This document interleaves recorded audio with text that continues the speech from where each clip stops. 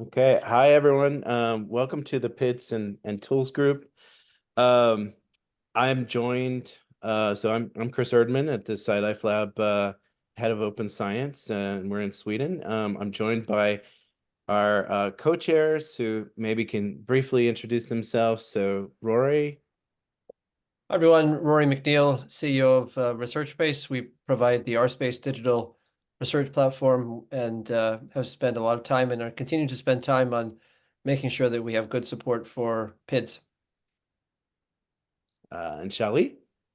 Hi everyone, I'm Xiao Li. You can call me Li. I'm a project lead at DataSite, leading the project implementing fair workflows. You're gonna care about this again, yeah, DataSite. You should already be familiar. So we provide DOI registration for scholarly resources. And Jens, actually, next up. Hi, I'm Jens. I'm a research group leader with the Commonwealth Scientific and Industrial Research Organization in Australia, and I'm the president of the International Generic Sample Number Organization. So yeah, just a little bit of housekeeping. So if you don't wish to be recorded, just leave your camera off, but this session's being recorded. We have actually a schedule. If you don't have it, I will include it in the chat for you right now. So you can see sort of our schedule of talks, but we'll have a discussion later. But just a little bit of background of PIDs and tools. It really started with the idea that we were hoping to see, we wanted to see more examples of PIDs in use in sort of the infrastructure workflows, research scholarly system. So this really is a place where we can see these examples and then really have further discussions about how are you using PIDs and how how are you sort of other cases involved with, like how are they used and how are we assessing their use and other things like that. But just really the formal explanation is following the format of the previous PIDs and Tools meetings. We will host a community session to share recent cases of PID implementation, discuss the challenges faced in their adoption, and explore opportunities for their broader integration. So that is just a really quick explanation of the group. And we have some examples, some projects with us to talk about PIDs and their use. And we unfortunately we had our first speaker couldn't make it. So that is the Potsdam example if you're following on the schedule. So we will actually start with our first speaker, who is at RSpace, and that's Veda. If you wanted to give also a brief intro to yourself, and then move on to your presentation. Yeah, sure. Sounds good. Yeah, so my name's Veda. I work at RSpace as a product manager and design lead. So my background is really on user experience and trying to talk to people and understand what their needs are, and then build software that reflects that. So very much coming from a non-researcher background. So I've been doing a lot of learning. So I'll share my screen. Hopefully that works. Are you able to see it now? Yeah.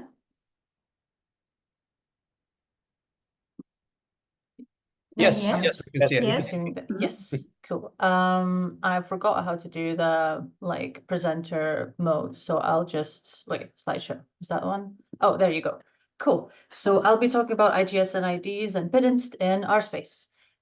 So just to quickly get you up to date, IGS and IDs are persistent identifiers specifically for material samples. And under the hood, they're using the DataSite DOI schema. So with the same ideas with the DOIs, you end up with a citable and shareable public landing page that contains domain-specific metadata for reproducibility, but also shared metadata for discoverability. So in case you don't know about RSpace, RSpace is a research platform for institutional RDM. So it's really, you can think of it as a combination of three things. It's an electronic lab notebook and a sample management system and various integrations with tools you already use. because we understand that various infrastructures already have their very specific tools that serve a very clear purpose, and so we integrate rather than trying to replace them. And we're going open source this quarter, which is very exciting as well. So this is, I'm just quickly going to show this graphic, but we're not going to be covering all of this, obviously. And I noticed that some logos need updated as well, so I'll promptly move on. But just to make you understand that we really focus on all stages of the research process, from pulling in documents and data management plans to then pushing it out to repository and so on. So as part of a collaboration with DataCite, we worked on understanding user needs, designing, and then building a prototype for integrating one PID, which was IGSN IDs, in one research tool. So we chose RSpace Inventory because it is our sample and inventory management system. So it made sense to just put the material sample PID within that. And then we discussed with various institutions to understand how they would want to use that. So I'll start by just quickly reviewing what we did so far, and not talking about the newest updates just yet. So just in case you kind of missed the previous few sessions we did at RDA. So this is our space inventory. On the very left, you have the various entities and various kind of core actions. So you have containers and samples and sample templates.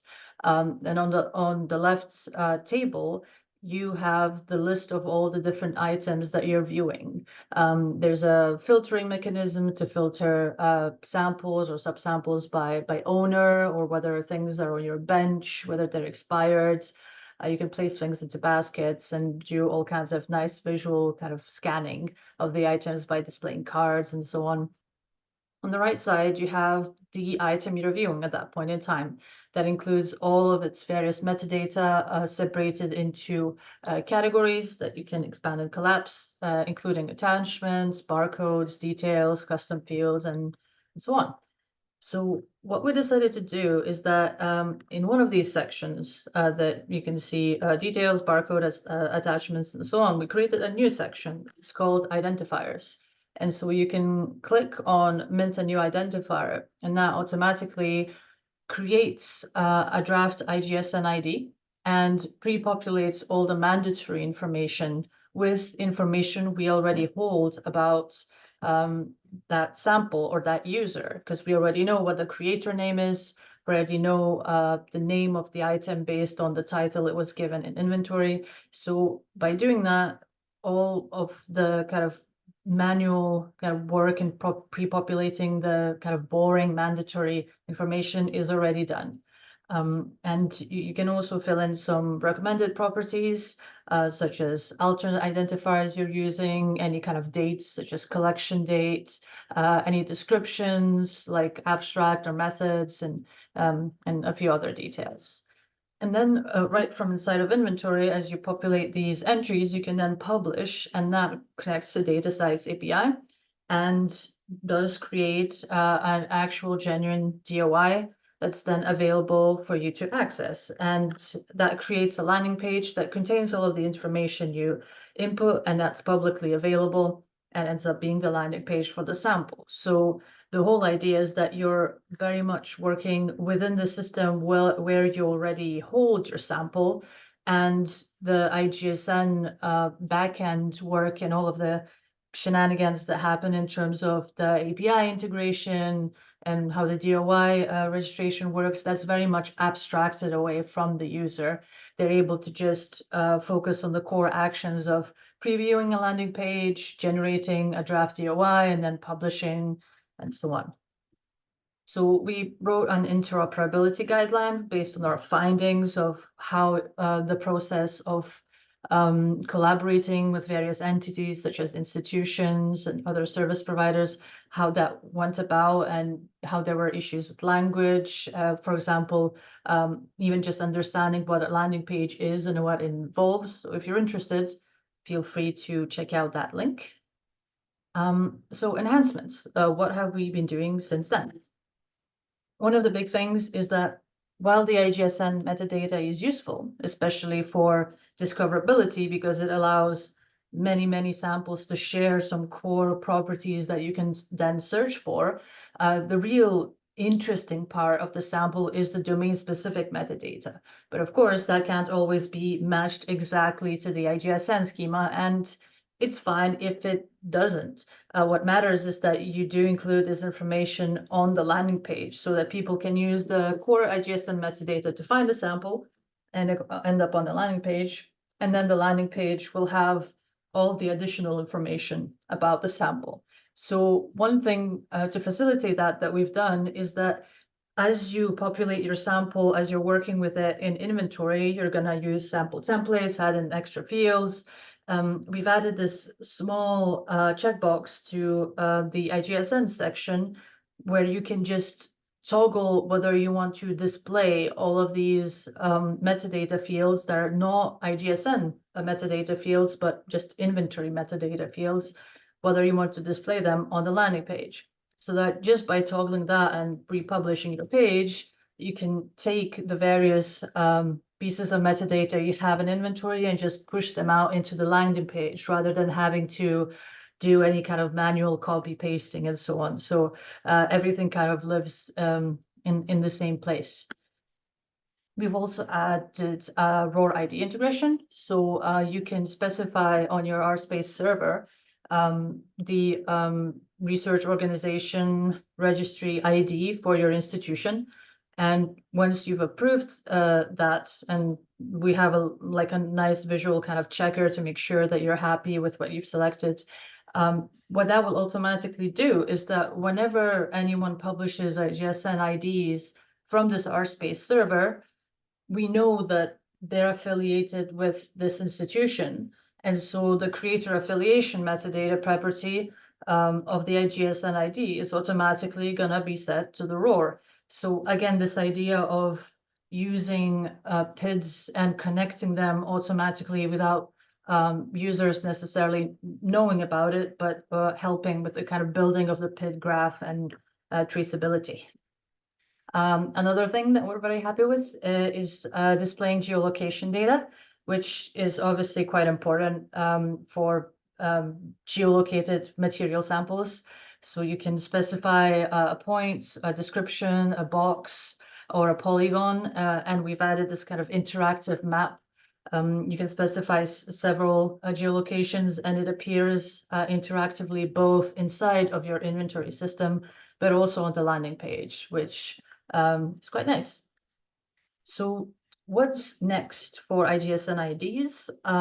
One of the immediate next steps we're looking at is how can then IGSN IDs be moved further on from the active research phase onto, let's say, repositories. So we're talking to Dataverse to figure out whether we can, for example, take when a deposit is being made from RSpace to Dataverse with a bunch of documents, if various samples are being referenced in those documents, then we can pass on the IGSN IDs, and Dataverse can then include them as part of, let's say, a related materials field, so that you would have that clear association of this export is linked with these samples and originated from an analysis on these samples. So again, just continuing on the idea of keeping IGSNs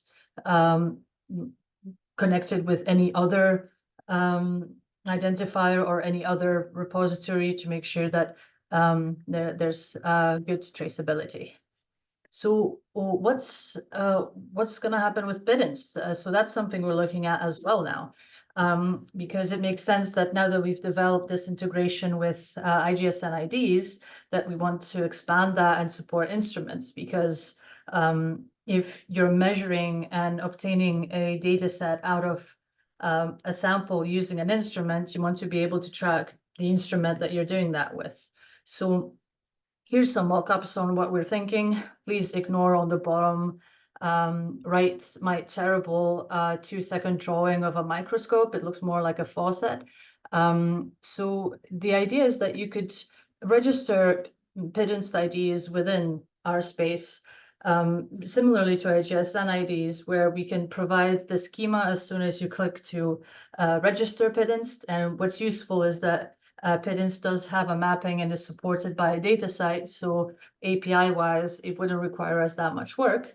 And so by doing that, you can record instruments in inventory and manage them in inventory and ensure that there's that persistent identifier that is kept updated.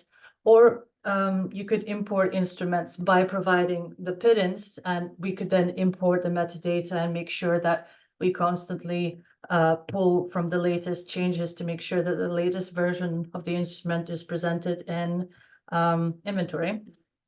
Another thing that's also in the horizon is that if you're wanting to track instruments and how they're related to samples or subsamples or data sets, it makes sense for us to implement relationship management to be able to generate that PID graph and track all of these relationships. And so DataSet has support for that through the related identifier property. There's a really good documentation article that explains the different types of relationships you can have. So in this mockup, you can see that a specific item had the relationship of this other item is a parent sample of it, and this other item is part of this item.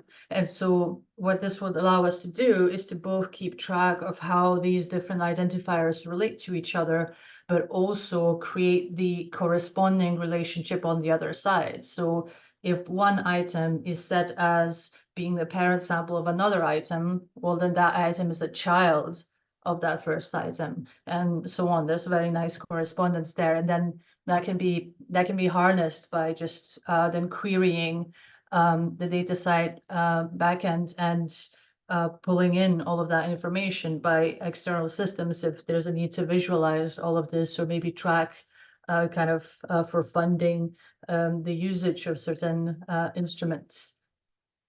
So one big question is always the kind of user experience. It's, well, what counts as an instrument? So let's say a microscope. Is that a singular item, or is it a combination of several modular parts? Does that mean that you'd want then one PIDs, or would you want several PIDs and like a grouping PIDs maybe? When you have sensors in the field and they're all doing a collection of different data versus sometimes they do redundant data, how do you indicate that? How do you make everything fit?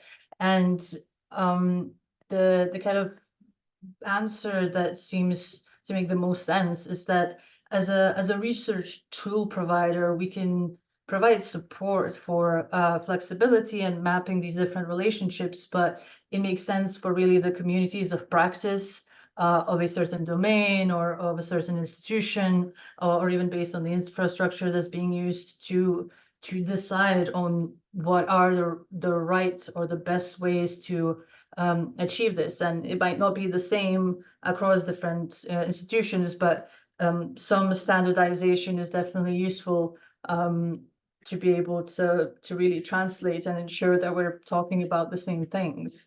So that's something to kind of ponder. Yeah, and that's that for me. I think I took longer, but I know we missed one presentation, so took opportunity from that. Yeah, and so thank you very much, and looking forward to any questions, comments, concerns, and all of that. Thank you. Yeah, we do. Thank you so much. We do have some related questions that maybe we can tackle because we also had a cancellation in the talk. So the first one is actually sorry, the chat keeps bumping me around, so I lost it now.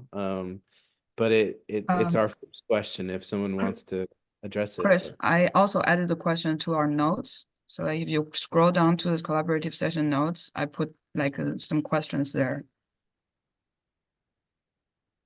Yeah, but I'm also trying to find the first question that was asked. Shall I read it out, Chris? If you're... Yeah, thank you. Like I got bumped around. Sorry. Thank you. I think Sun Young have her hands up. We can directly. Oh yeah, we can go directly to you. So thanks, Sun Young. Thank you. I think it'll be easier to explain than typing it out. So it just caught my eyes. It's the first time I heard about IGSN, to be honest, and then PIDs as well. But I'm sure you guys are aware of RIDs, right? So research identifier, and which is widely used already for materials like you just mentioned, and then in a code, and then a facility instrument, and the core facility in a repository. So it's a little, are we creating like a redundant PID instead of consolidating?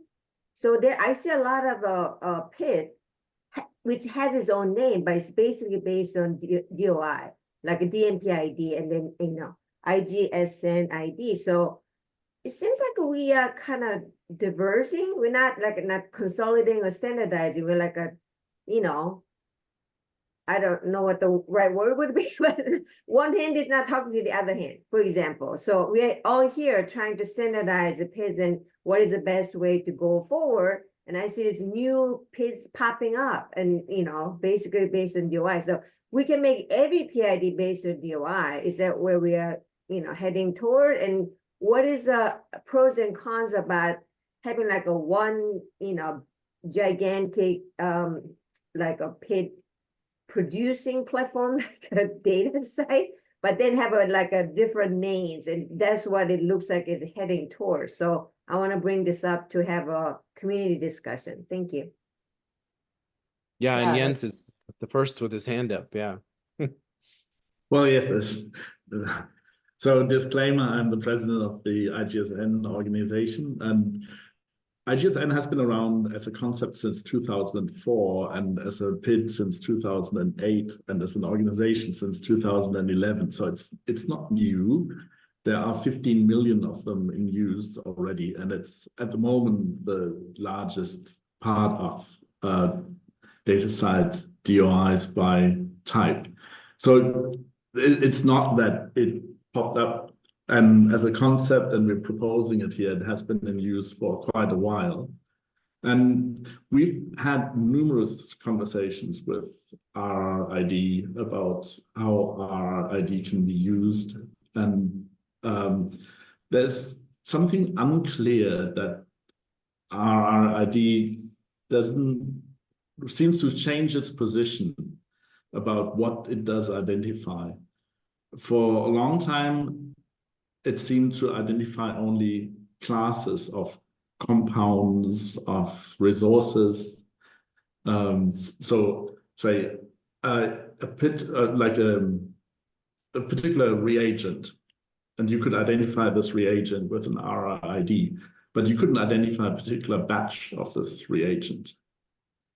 And so this is maybe the difference between an IGSN that identifies one particular object and the idea of an RRID that identifies a class of many things under one label.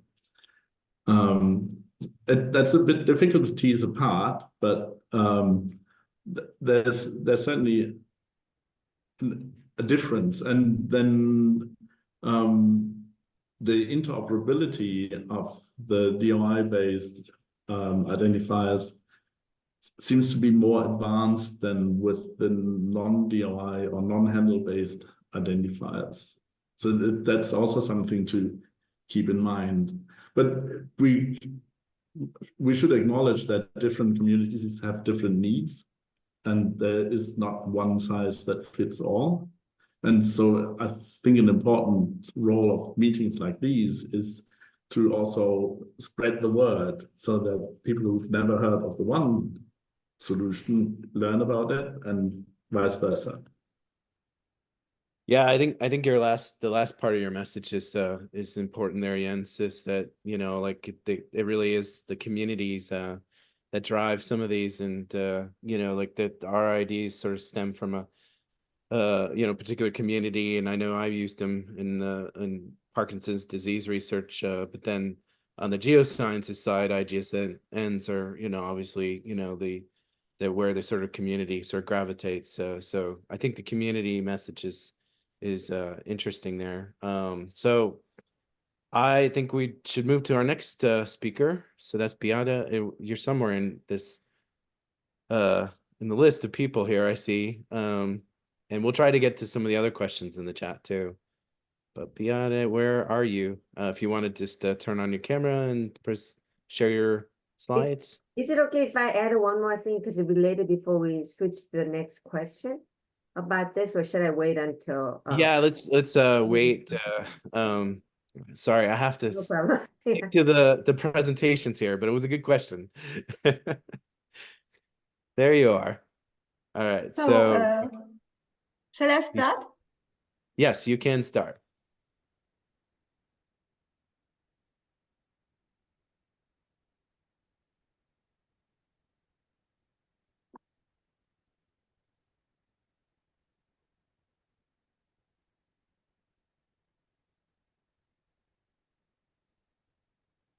So everybody see my screen?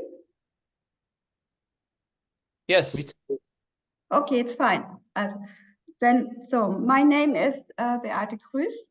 I work for the German Climate Computing Center, the DKZ, as a software developer. And as part of the FairCore for EOSC project, we are working on a case study which demonstrates, among other things, the potential of RAID for the climate community. Climate change is one of the most pressing global challenges in which researchers from around the world and from various disciplines are working together. Due to the demand for the use of openly accessible data, the provision of services embedded in European and international infrastructures has always been essential. Therefore, the Horizon Europe project FairCore for EOSC established the climate case study to demonstrate how the climate community can benefit from the project outcome. First, some words about FairCore for EOSC. FairCore for EOSC, funded by the European Union, focuses on the development and realization of 9 EOSC core so-called components supporting a fair EOSC. Open means European Open Science Cloud, using existing technologies and services aimed to improve the discoverability and interoperability of research outputs. One of these 9 components is RAID. And 5 user case studies will drive the development, ensuring that they are tailored to real user needs. So, and one of these 5 user case studies is our climate case study.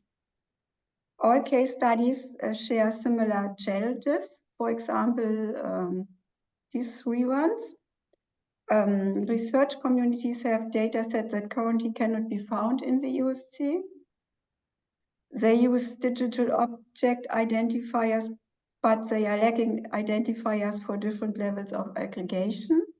And they use community-specific services to manage their metadata, making reuse and interoperability complex. Only a short reminder what RAID promises. RAID facilitates the linking of research activities to research inputs and outputs, such as data, publications, and people. The EOSC RAID will collect the relationships between research objects in the EOSC RD graph and PID graph. Both are also FairCore for EOSC components. And RAID reduces double entry of project information. So how we are going now to use these FairCore for EOSC components, especially RAID, in our climate community. First, some explanations regarding involved parties and the usage of climate data. We would like to support the ENIS, the European Network for Earth System Modeling community, preparing our component demo for the CMIP, means Coupled Model Intercomparison project. CMIP is a project of the World Climate Research Programme, providing climate projections to understand the past, present, and future climate changes. The CMIP output has become essential to the Intergovernmental Panel on Climate Change, the IPCC, and other climate assessments. The IPCC is an organization of governments that are members of the United Nations. And CMIP has been organized in different phases. CMIP 6 is the most recent one. And we will use data collections from CMIP 6 for our component study. These CMIP 6 data collections are shown within the storage symbol in the middle of the slide. As you can see, data collections are assigned to DOIs, essential as scientific reference, and below to handle PIDs, representing data sets and files. And what's important for this presentation, DOIs are also related to specific research activities, which could now, which is new, registered as rate identifiers. Please remember the former mentioned projects, activities, organizations like INIS, WCRP, CMIP, etc. all have to be registered as or in rates to credit them as they enable the dataset generation process, currently often missing. DOIs from data collections and also rates are harvested and available as part of the PID graph, also shown on the slide. Using then the PID graph after, we can hopefully generate better data provenance information, linking handle PIDs to DOIs and rates, and provides this information to our end users, such as IPCC authors or downstream user portals, such as the Climate for Impact portal. These kind of data users are highly interested in provenance information about the data they use, and this includes clear, persistent identifiers of input data information on the processing steps applied to the data set before delivery to the user, data citation information, as well as information about the research activities and projects, again, rate to this specific data. In a detail view, which is published on this slide, think about someone wants to retrieve a special climate data set. Our case study will act in this way. The handle PID benefits from the DTR, means data type registry, also a FAIRCOR for ESC component, obtaining metadata for collections, data sets, files, and also related DOI metadata. And DOIs and related rates offered by the PID graph extend or complete the data provenance.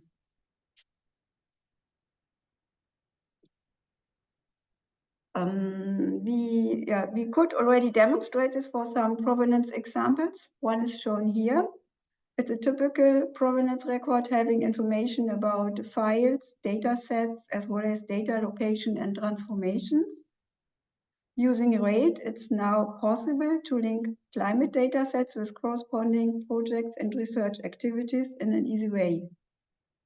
The assignment of rates to climate data provides users with an aggregated view of the entities, for example, data or software or people involved. Starting from data generation by the Earth System Modeler up to publications of assessment reports by IPCC authors.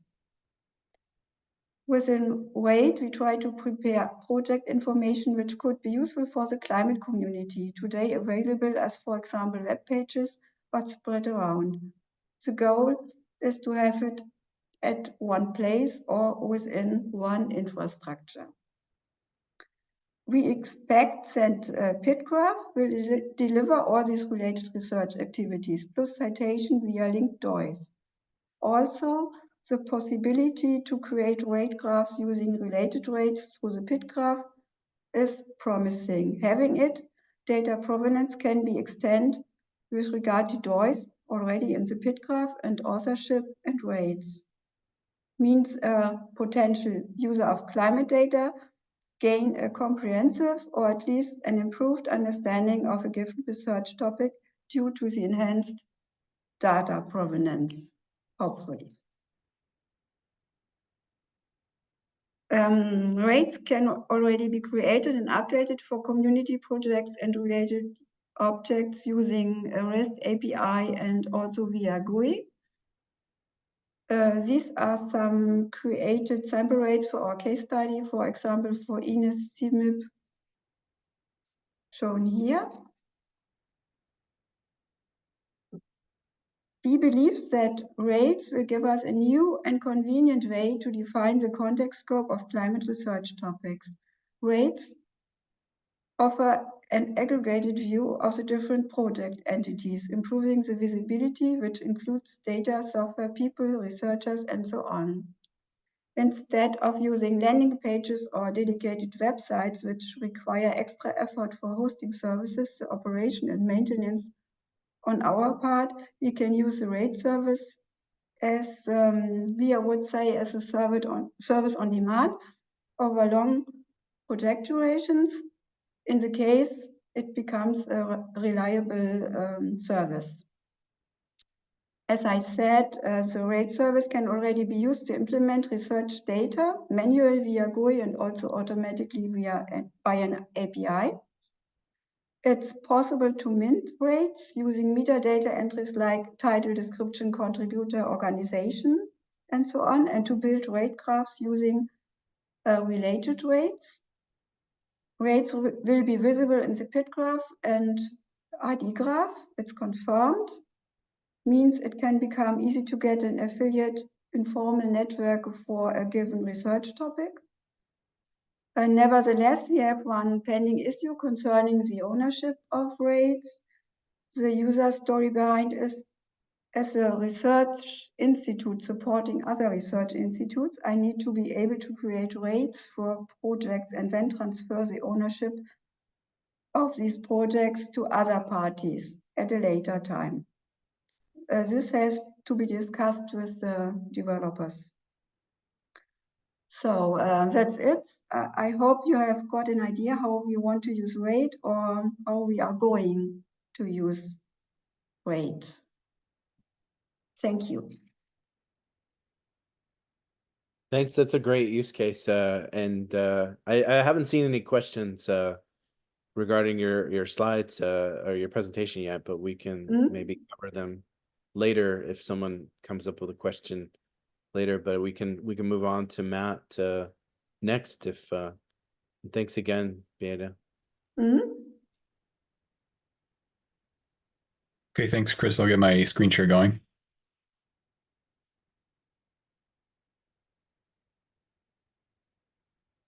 Is that visible? Yeah, we see it. Thanks, Matt.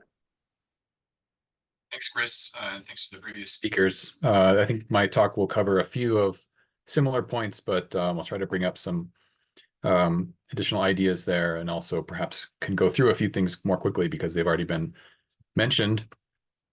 So this talk is going to go through a project joined with the University of Colorado and other colleagues, which I'll describe on the next slide, to look at persistent identifiers for research facilities and instruments as well.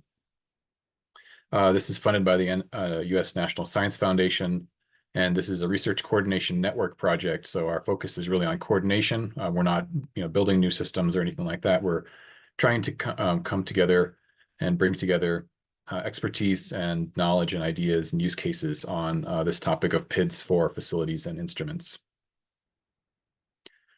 So this is the collaboration. So I'm based at the National Center for Atmospheric Research, which is in Boulder, Colorado, which is a National Science Foundation funded facility.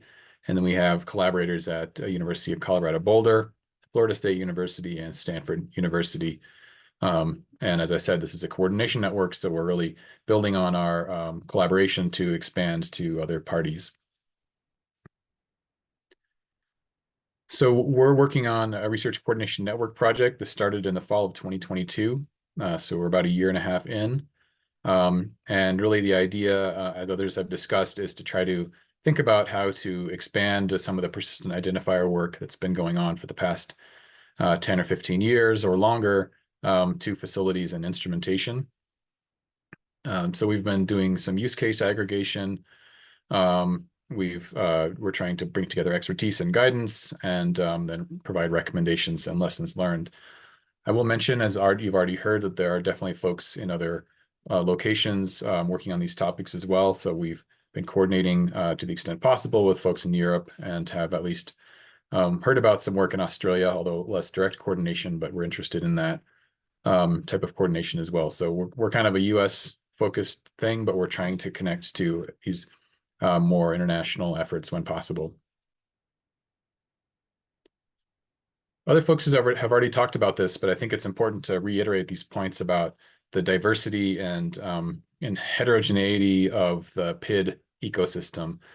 So this chart in the middle is just a kind of a cartoon. It's not, the locations of things don't really mean anything, but there's lots of things that we're identifying now with lots of different types of PIDs. On the right, with the ROR and ORCID and IGSN and RAID are types of PIDs that are being assigned to one type of resource or one type of entity. RORs for organizations, ORCIDs for people, IGSNs, as we've heard, for samples, RAIDs for activities and projects.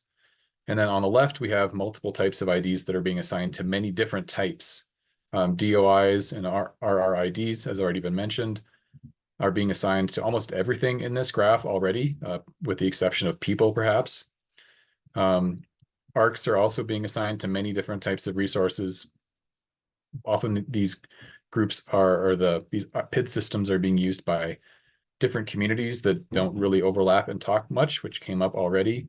It's also worth noting there are multiple flavors of DOIs. This has come up. So I think the complexity of this is sometimes a bit easy to lose track of. And for people who are coming in new, this can be very confusing when we're talking about users who we want to be actually using these PIDs for identifying things in papers or in other contexts.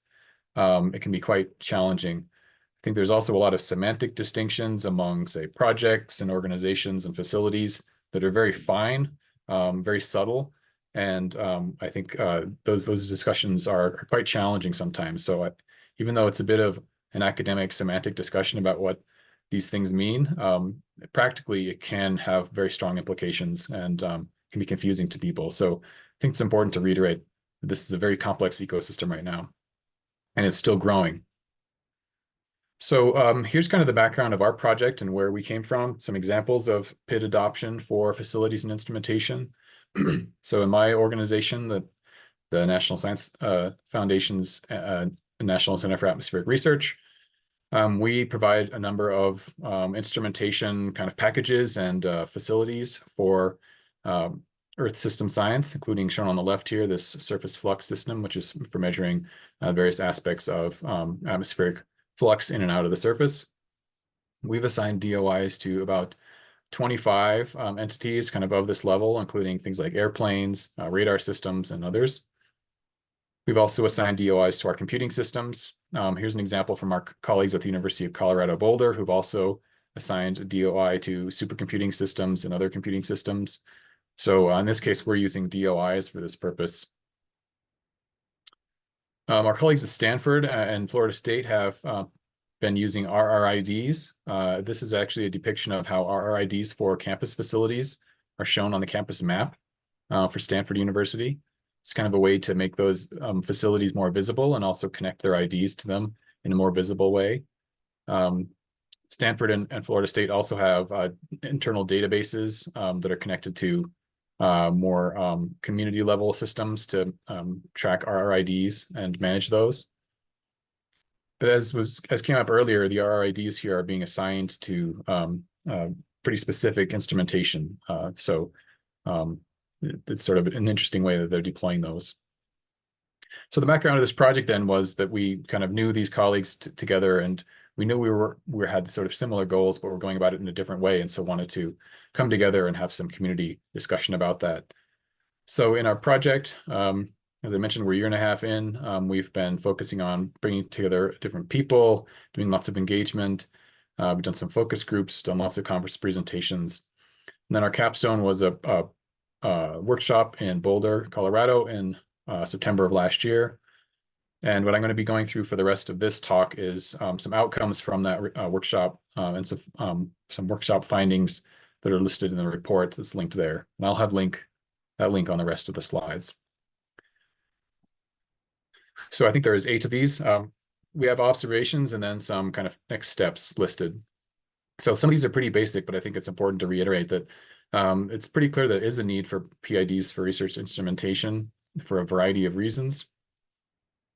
And there's a kind of a community responsibility for stakeholders to encourage this, as well as cite those from their use. So this is an obvious one, but we felt it was important to reiterate that for people who might be new to this community.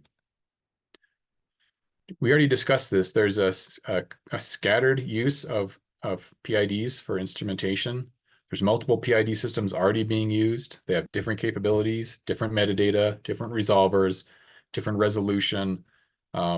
The way that they're indexed and citations are compiled is different, is very important to note. So one thing we've started working on, and there's already other work in this area from other projects, but is to do a comparison of these PID systems to evaluate their applicability for identification of facilities, platforms, and instrumentation for the most common use cases. So this is something we're working on now and hope to have more outcomes in the next, say, 6 months. Adoption, again, often the biggest hurdle is folks implementing PIDs and then users of these facilities and instrumentation using them appropriately. So finding ways to lower the barrier of adoption of instrument PIDs, better communicating their value is essential for uptake. So we're starting to look at what kind of guidance would be used to navigate adoption considerations for those different PID options. So this is related to the PID system comparison I just mentioned. So if once you know the differences between them, how would you go out then using those to choose which one to adopt? And then I think there's a community responsibility, which came up earlier, but the PID systems need to work towards connections to enable interoperability in services, perhaps common PID resolving, some kind of common metadata, clarifying the value of each respective system. Because the more overlaps there are, I think in some ways the harder it is for people to adopt. Metadata, the PID group was already talked about extensively, so I'm not going to go through that into detail, but it's important to note that PIDs only go so far. They can only accomplish so much individually. Sometimes the challenges we're trying to address are more appropriately addressed through metadata, such as perhaps fine-grained provenance or tracking of sort of changes in instrumentation. Right? PIDs may not be appropriate to solve all challenges related to traceability, transparency, reproducibility. So focusing on metadata in addition to PIDs is really important. And as noted, the PIDinst is a great resource and should not be duplicated, but should be worked on as essentially try to adopt that as much as possible. The granularity and evolution considerations came up earlier. When is an instrument the same instrument? If it changes, if you change, a lens on a camera, is it the same camera? These are conceptual challenges that cannot be. There's no one rule that can solve all of these. But in general, a good rule of thumb is to start simple and then move to more complicated approaches. So we're working on gathering more use cases to see how different facilities think about granularity and instrument evolution. If there's different disciplinary considerations for that, kind of guidelines might be useful in providing instructions for how to deal with this granularity and instrument evolution challenges as it relates to different use cases.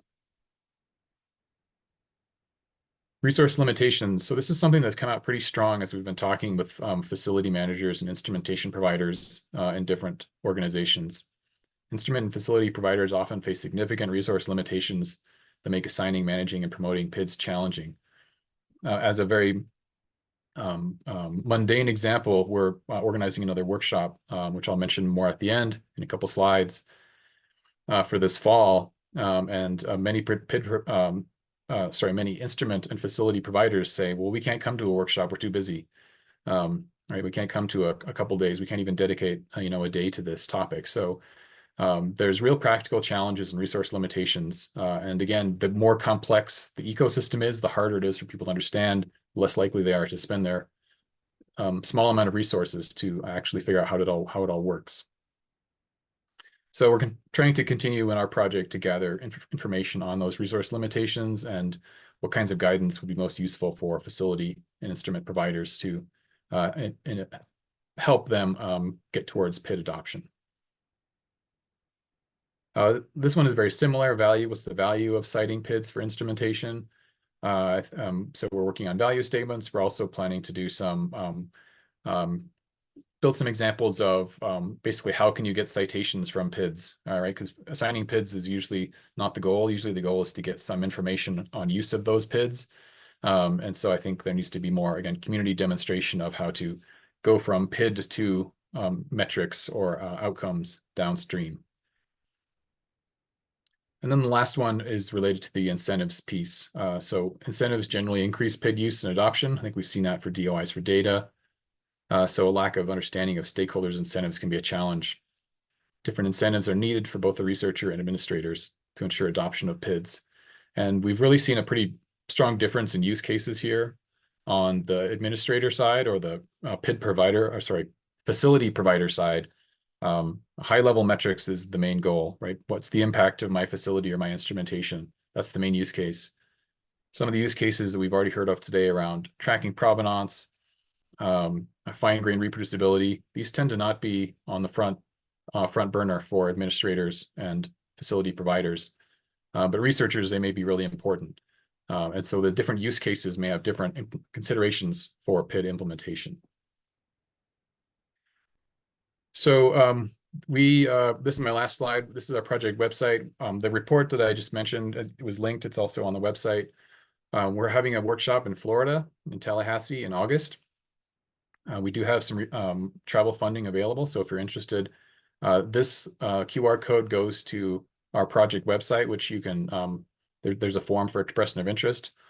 I'll also put an expression of interest form for our workshop itself. The one that's on the screen here actually just is our general project one. So this will get you on our project communication list. I'll put in the chat our workshop expression of interest form for this workshop itself once I'm done with the talk. But I'm happy to stop there. I think what I'll say for the workshop is that we're planning to build on the things that I just described, kind of dig in more detail, try to get more specific use cases, dig through some examples, and really try to move forward with some of the challenges around granularity, incentives, and so on. So I'll stop there. Thanks, Matt. And I think your work was actually can help with the sort of conversations that were happening around RID and DOIs as well. So really thanks. There's a question for you. Okay. Jali's asking if you can include a link to your presentation. And then Yes. yeah, and then there's another question about your observation and comments are really great. Do you consider to reach out to PIDinst working group to discuss options on feedback to PIDinst docs? So have you been working? Yes. So I've been talking with Marcus Stalker. I've had a number of communications with him. He's been involved in the PIDinst project. Ted Haberman as well. I know him quite well. He was in the PIDinst work. We've been discussing with them. Marcus actually gave a presentation at our first workshop. So like I said, we're not really implementing anything. Our project is a coordination network project. So what we're trying to do is when we do projects like presentations like this and within other communities is bring the PIDinst schema to visibility. So I think our role is really to make sure we expose that for folks who might be needing metadata for instrumentation, so that people aren't trying to kind of reinvent that, because I think they did a lot of good work there, and that's kind of our role. Could I just jump in here? And this is a really fantastic discussion, and just kind of interject the point that I thought Matt, I'd like to pick up on this point you made about different people are coming at it from a different perspective. Different people have different interests, and the interests or objectives of the administrators vis-a-vis PIDs and instruments and facilities might be different from that of researchers. And I think also I just like to the purpose of this group is to discuss PIDs and tools, so actual kind of workflows, as opposed to the general kind of PID discussion and this operating at both levels. But I don't know, I'm going to put Rolf on the spot, and if you don't feel like picking me up on this, Rolf, that's fine. But I know that you and I have had some interesting discussions about just this issue, about what drove the creation. If you could talk a little bit about what drove, because you were one of the people behind the creation of PIDinst, what drove you to do it? What was your interest? What was your institution's interest? Because I think it's kind of a combination of the individual researcher and the institution, but I think you might be able to comment on that in an interesting way as a follow-up to Matt's interesting point. If you don't want to speak, that's fine, but if you feel up to it, feel free to jump in. No problem with that. So I'm Rolf Kral. I'm from Helmholtz-Zentrum Berlin für Material und Energie. So we operate a large-scale facility, a synchrotron light source, and having several, say, instruments. And so we were involved as a PIDs group because we simply want to add PIDs to our instruments and track the output from those instruments.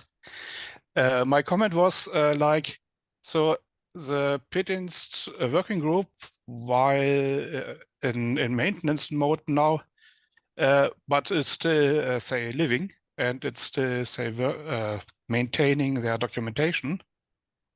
And I thought that what Matt presented here as observation is really great, and I would like to find ways on how to, say, integrate that in our documentation, or how to, say, link that, or I don't know. Yeah, I'll just say, actually, I saw Marcus. I was in Europe, Marcus Stocker, last month, and I think what we've talked about is Rolf, you probably know better than me, but the PIDs group still has discussions, right? There's still ongoing discussions. So we're planning to, we've signed up for that list and are planning to become more involved in that. And again, I think what we're trying to do is more expose information and spread it around. We're not building anything new per se, but there are some folks in our network who I know are working on this, and we're going to try to find more examples that we can perhaps bring to the table for where PIDs might be able to be installed. That's I guess another part of our of what PIDs and Tools does is connect people in the open science and fair community. So another connection has been made. I do want to, as far as also that kind of connection, we're lucky to have actually, I counted 3 advisors on RAID. So Chris Brown is here, and then Adam is somewhere in here. Yeah, Adam Moore, I see you.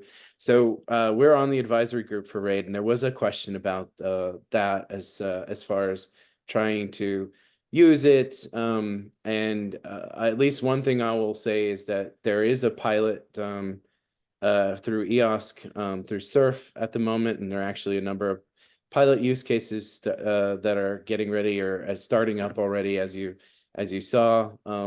But as far as in the US goes, GoFair US and Lyrasis are actually in the process of standing up a US RAID instance as well, a service node. So that we're also looking for use cases. And so Sung Young, if you want to reach out to GoFair US, you can actually just reach out to me separately, but we are actually in the process of trying to identify use cases that will start using RAID within the next year or two.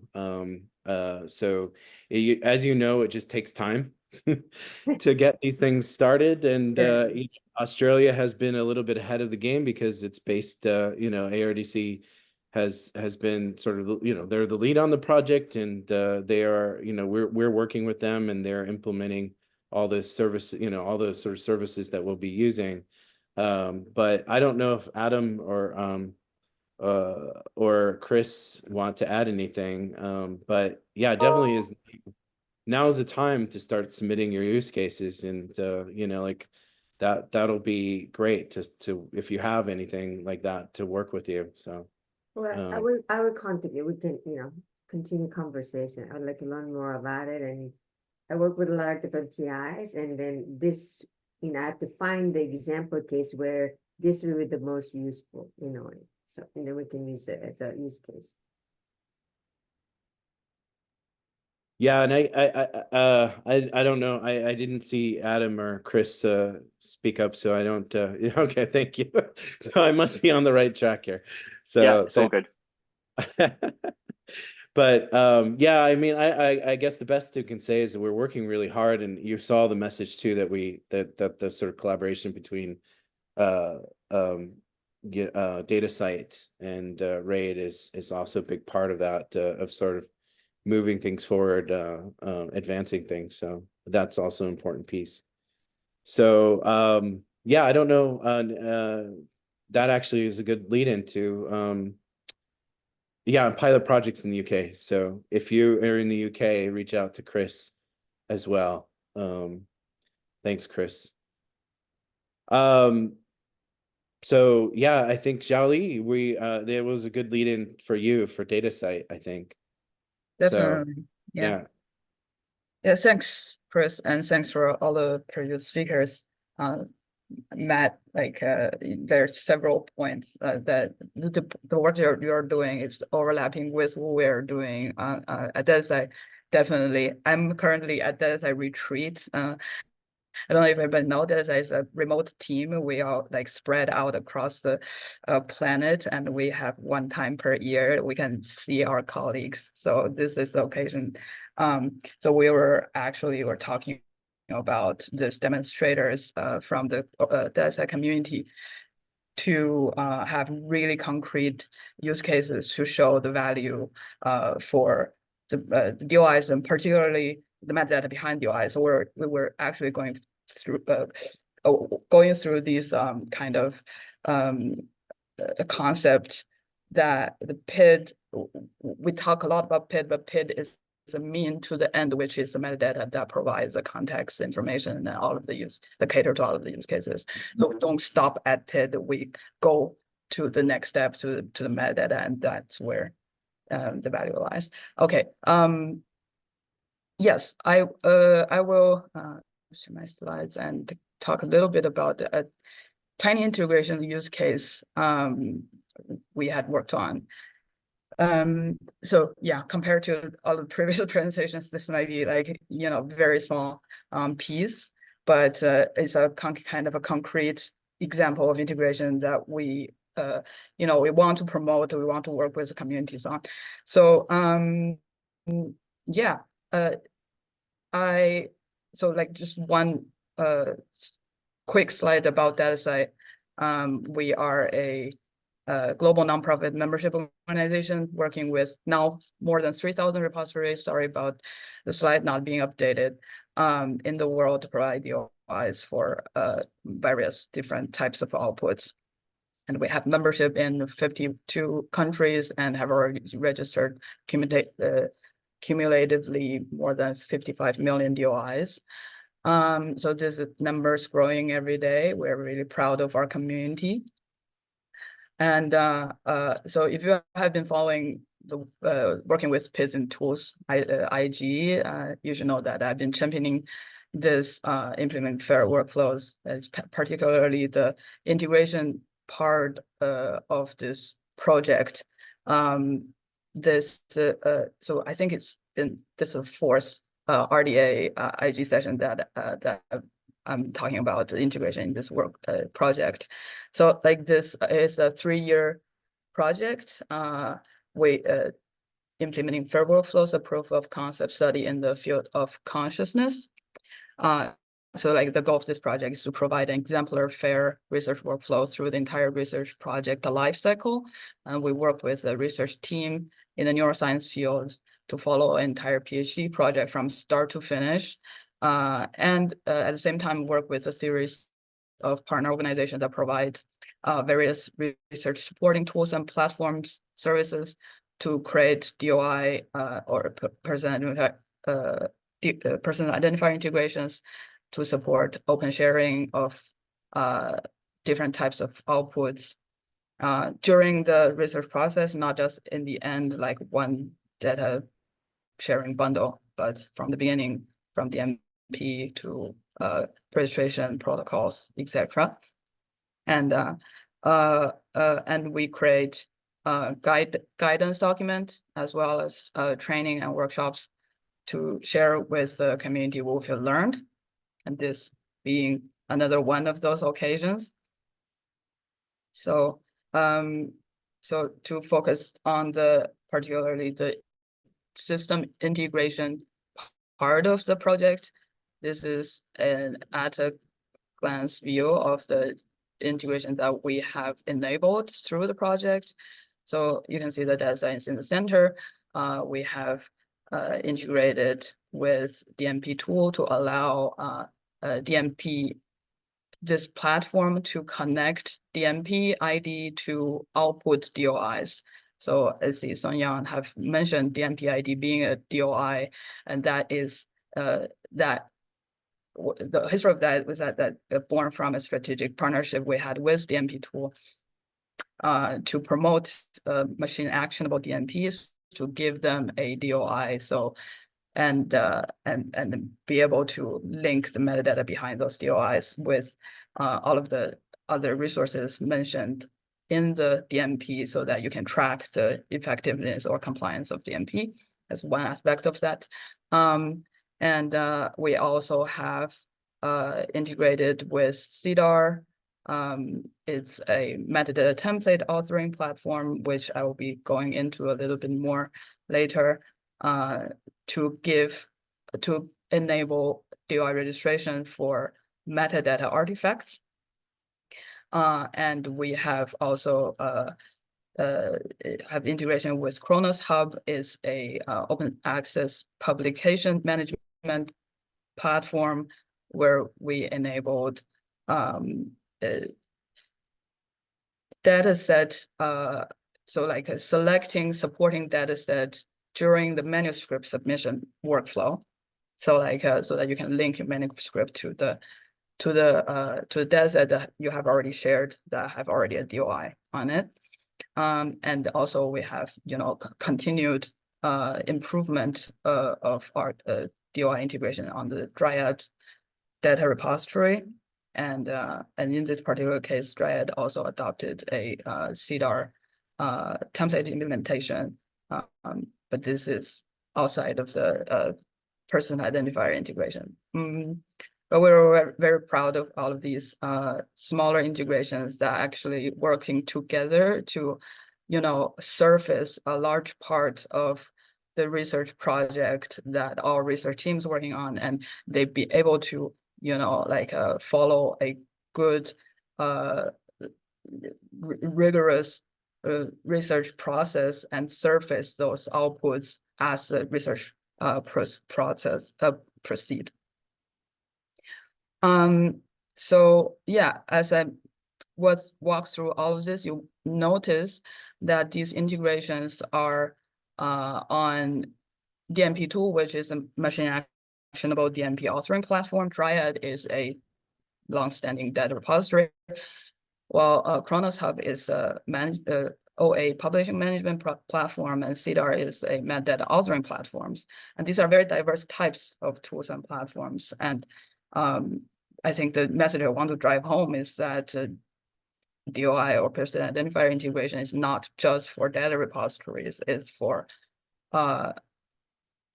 many other types of work, and the person identifier and the metadata can work underneath these systems together, and you know, be enriched, converged, be like a query harvested behind the scene through the same, you know, identifier infrastructure. And on the other, on the right side is like the report we produced from this work package that showcase all of these, like the details of all these integrations. You can access this on Zenodo following that link. And so specifically about CDAR, which is the abbreviation of Center for Expanded Data Annotation and Retrieval System, is a tool created for development, evaluation, use, and refinement of biomedical metadata. And you focus on the use of meta templates that define the data elements needed to describe particular types of biomedical experiments. And you host a library of such templates to help scientists create high quality metadata. Basically creates an environment where researchers can start like get their hands dirty on domain-specific metadata, which is like such a sought-after thing for years to like whenever we engage with researchers community, they care about domain-specific metadata more than generic metadata that we work with. We work in on identifier level. So like working with CDAR is also kind of an exploration in how we can, you know, like bring these conversations together and see where they can converge. And in the process, we also like, you know, went through this on the right side, this list of questions for usually we go through with DataCite member organizations. So like those organizations that want to start registering DOIs, we ask them whether they have the authority to assign DOIs, whether they are able to guarantee persistence, whether they will be able to provide and maintain those metadata.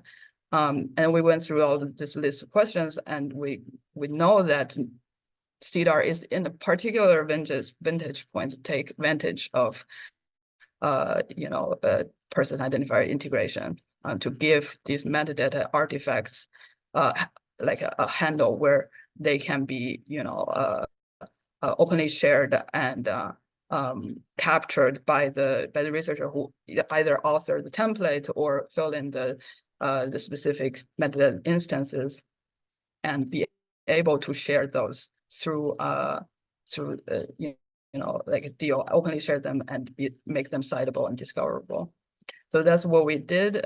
We want to link the generic to the specific through used on the CDAR workbench, which is fair adherent by design, because it's like a management of metadata, and particularly on the CDAR workbench, they also integrate with, you know, standardized ontology and semantic resources. So you don't, it's not just a form maker, it's it actually helps with create standardized metadata, and that's interoperable across systems.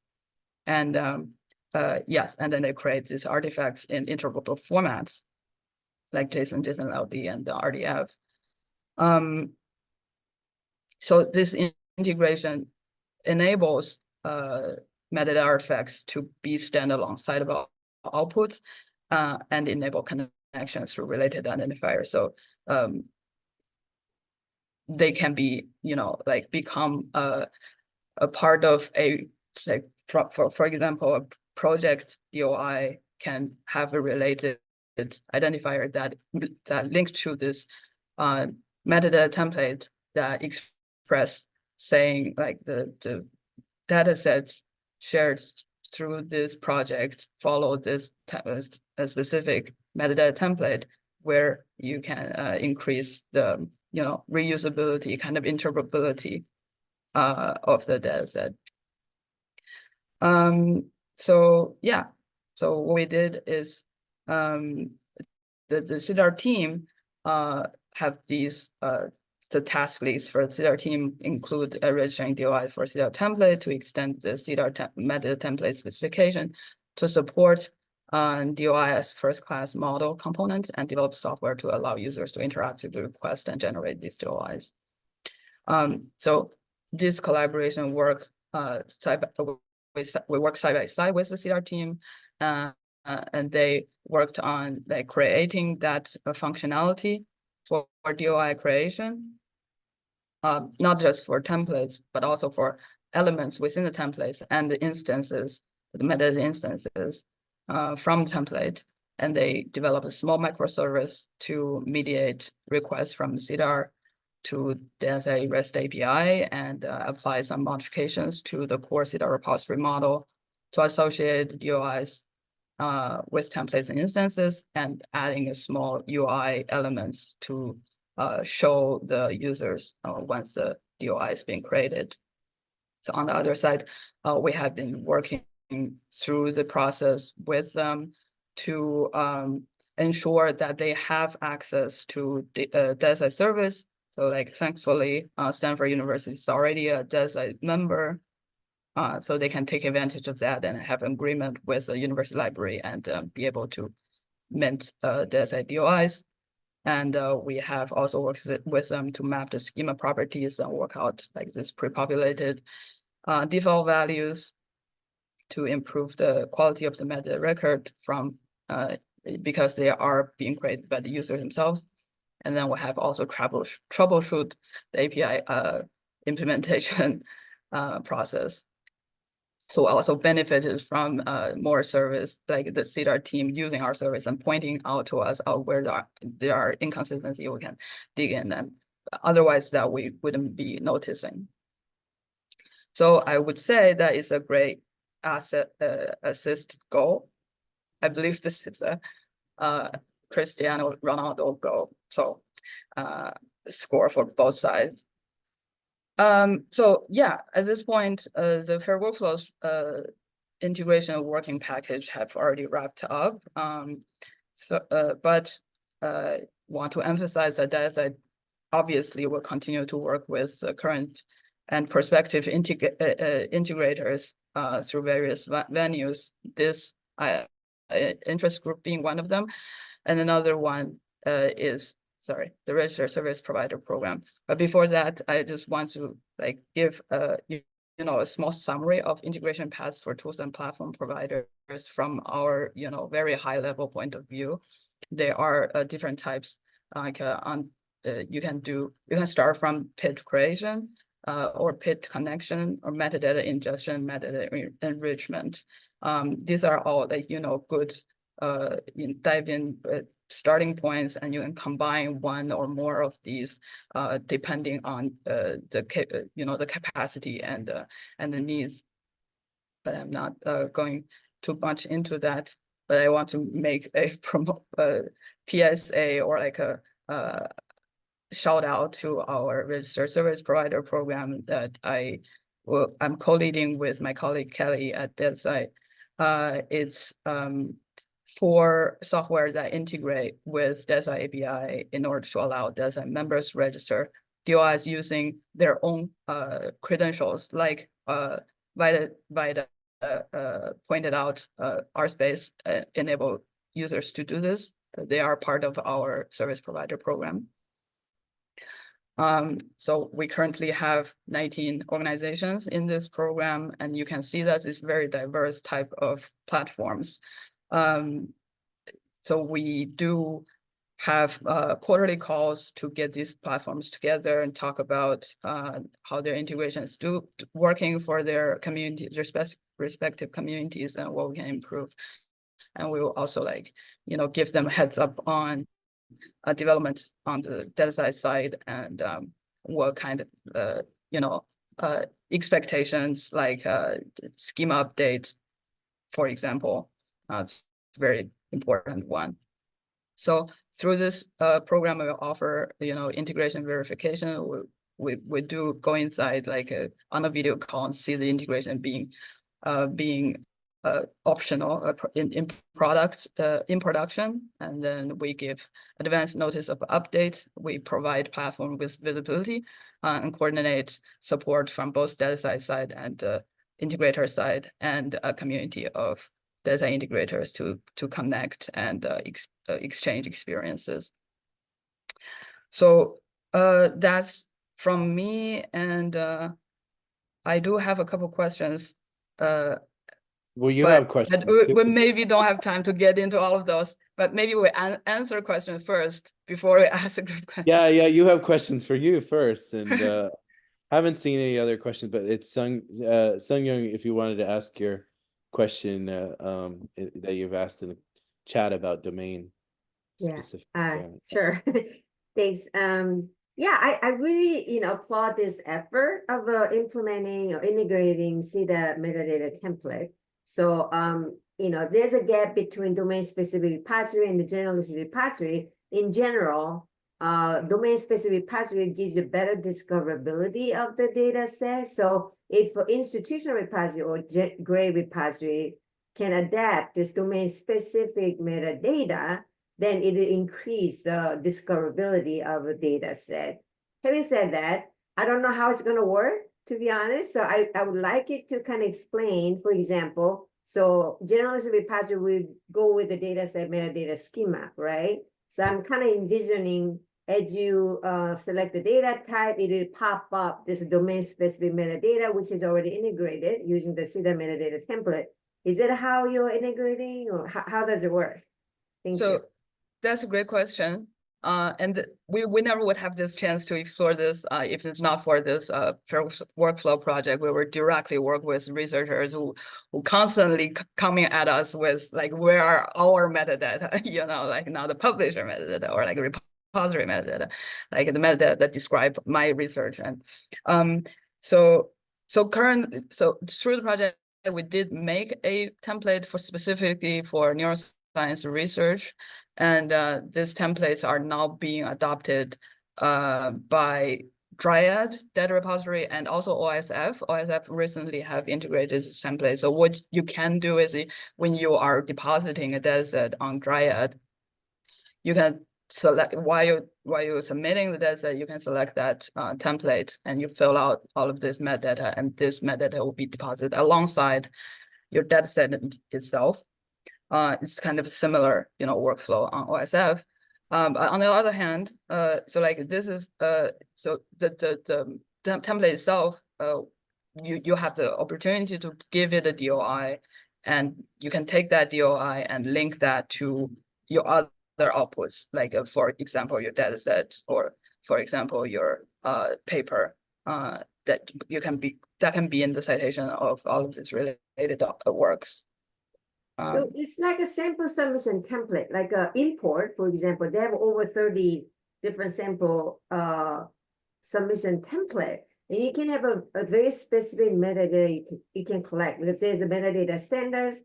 For example, flow cytometry has a mini flow cyte, something like that. Very domain specific metadata standards. So if data site can offer like a sample submission template based on this CEDA, metadata template, that's the one way to go. What do you think? Is it doable? Maybe. Yeah, DataCite in this process act as a facilitator. So like when it comes to domain specific metadata, we definitely would defer to the research community to tell us what are the community endorsed standards, what are the right properties to use. We will let them make that template, and we allow this connection between this template and to DataCite schema. Can I just jump here and say there's another element to be considered here? It's not just DataCite, it's actually the tools themselves. So for example, I know Dataverse is actively working on better support for life sciences metadata. So the template to template exchange needs to be, the different tools need to work together on that aspect of interoperability as well. So that's a key piece. And I think that was also reflected in the FAIR workflows. And it's certainly something which our space is working on actively with Dataverse as well. So that if the tools don't support the exchange, then the templates in themselves they're a key piece, but they're not everything, is what I'm saying. We have a question for all of us, actually, which is, do we have a resource compilation of all these things that we talk about in this group? Yeah, I don't know if we're volunteers, right?